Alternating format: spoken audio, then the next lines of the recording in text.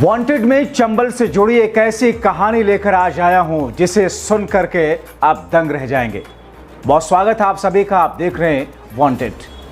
चंबल के बीहड़ों का नाम सुनकर आज भी लोगों की जुबान पर बागी और बंदूक ही आते हैं, जबकि चंबल नदी का नाम है वो नदी जो श्रापित है। महाभारत में इसका जिक्र है। दरअसल द्रौपदी ने इस नदी और इसके पानी पीने वालों को श्राप दिया था। इस श्राप की वजह से इस नदी को दूसरी नदियों की तरह पूजा नहीं गया, न इससे जुड़े कोई त्योहार मनाए गए। इसकी झोली में जो गिरा वो थे बहुत सारे घड़ियाल, मगरमच्छ, बीहड़, बागी और बंदूक। इन्हीं बीहड़ों में 1970 और 1980 के दशक में एक गैंग का आतंक था। गैंग में 32 बागी थे। इस गैंग के मुखिया थे रमेश सिंह सिकरवार। लंबे बाल, रौबदार चेहरा, उस पर ताव देती मूछें और कसा हुआ शरीर लिए रमेश सिंह सिकरवार ने बीहड़ों में उस समय खूब आतंक काटा। हालात ये हो गए थे कि पुलिस वाले भी रमेश सिंह सिकरवार का नाम सुन करके कांपने लगते थे। उस दौर के लोग बताते हैं कि बागी रमेश सिंह सिकरवार के खौफ से लोग छतों पर डेड बॉडी जला लेते थे। चलिए आपको रमेश सिंह सिकरवार की कहानी शुरू से बताते हैं। आखिर ये शख्स कैसे बन गया बागी और इतना बड़ा खौफदार डाकू। बागी रमेश सिंह सिकरवार के चाचा ने उसकी पुश्तैनी जमीन हड़प ली। इस जमीन को वापस लेने के लिए रमेश सिंह सिकरवार ने खूब हाथ पैर जोड़े, लेकिन उसकी एक नहीं सुनी गई। उल्टा उनको बेइज्जत किया गया। जब पुलिस ने भी उसकी नहीं सुनी तो उसके पास बंदूक उठा करके बागी बनने के अलावा कोई रास्ता नहीं बचा। बंदूक उठाने के बाद उन्होंने फिर पीछे मुड़कर नहीं देखा। एक के बाद एक मर्डर, डकैती, पकड़ धकड़ यानी कि किडनैपिंग की।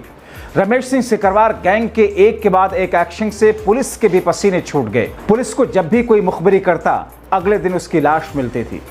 गैंग के मुखिया रमेश सिंह सिकरवार को मुखबिरों से इतनी नफरत थी कि इस वजह से एक ही दिन में 27 हत्याएं कर दी थी।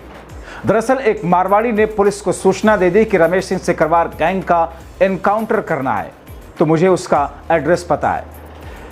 पुलिस उस बताए हुए एड्रेस पर पहुंची तो वहां रमेश सिंह सिकरवार नहीं था, लेकिन उसकी गैंग से पुलिस का एनकाउंटर हो गया। बाद में जब गैंग के मुखिया रमेश सिंह सिकरवार को जानकारी लगी कि ये मुखबरी किसने की है, तो उसने प्लान तैयार किया।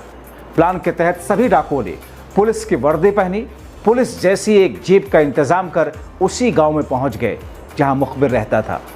गैंग के कुछ सदस्यों ने पुलिस बनकर वहां अपने ही मुखिया की बुराई शुरू कर दी, जिससे गांव वाले उन पर भरोसा कर सकें। उसी समय वहां वो व्यक्ति आया जो कि मुखबिर था। उसने गैंग के सदस्य जो कि पुलिस बनकर आए थे उनको बताया कि मुखबिरी मैंने ही और मेरे साथियों ने ही की थी। उसने अपने साथी भी बुला लिए। कुल 24 लोग मौके पर थे। गैंग के सदस्यों ने सभी को तत्काल गोली मार दी। बाद में 3 और को गोली मारा गया। इस तरीके से एक दिन में 27 मर्डर करके बागी रमेश सिंह सिकरवार चंबल का डॉन बन गया। रमेश सिंह ने अपने अतीत के बारे में बात करते हुए कहा, 1975 में 22 साल की उम्र में अन्याय के खिलाफ लड़ने और अपने लालची चाचा से अपने परिवार की रक्षा करने के लिए एक बागी बन गया। 9 साल तक श्योपुर, गुना और मुरैना क्षेत्र में शासन किया, लेकिन मैंने कभी अन्यायपूर्ण काम नहीं किया। बागी डकैतों ने लोगों पर तब तक हमला नहीं किया जब तक कि उन्हें उकसाया नहीं गया। पूर्व दस्यु रमेश सिकरवार ने कहा, 10 साल बीहड़ों में बिताने के दौरान मेरी गैंग ने किसी भी गरीब और निर्दोष को कभी नहीं सताया, गद्दारी करने वालों को कभी छोड़ा नहीं। गरीबों की मदद करने में बहुत आनंद और आत्मसंतुष्टि का तजर्बा किया। आज शायद कोई यकीन नहीं करेगा, लेकिन एक समय पर इतना आतंक मचाने वाले बागी रमेश सिंह सिकरवार आज बिल्कुल सादा जीवन जीते हैं। वो माँ भगवती को अपना इष्ट मानते हैं। सुबह शाम उनकी पूजा करते हैं। पूरी तरीके से खेती पर निर्भर हैं। सुबह से शाम तक लोग उनसे मिलने आते रहते हैं।